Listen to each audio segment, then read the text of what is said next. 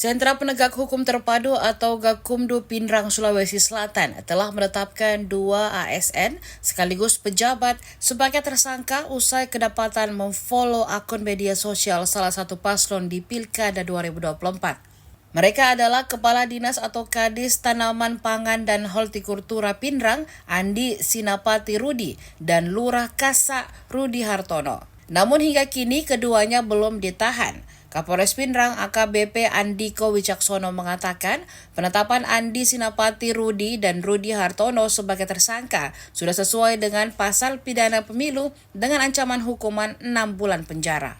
Keduanya belum ditahan karena keduanya cukup kooperatif selama pemeriksaan.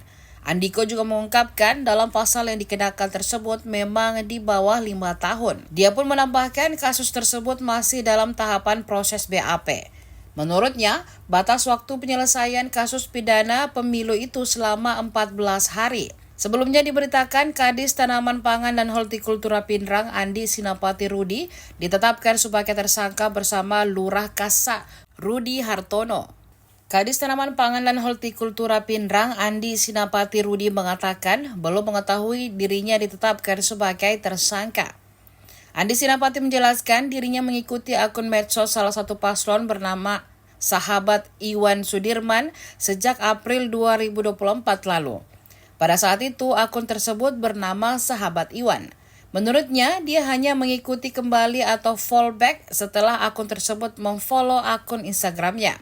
Meski begitu dirinya tetap akan mengikuti proses hukum yang berlaku. Download Tribun X sekarang. Menghadirkan lokal menjadi Indonesia.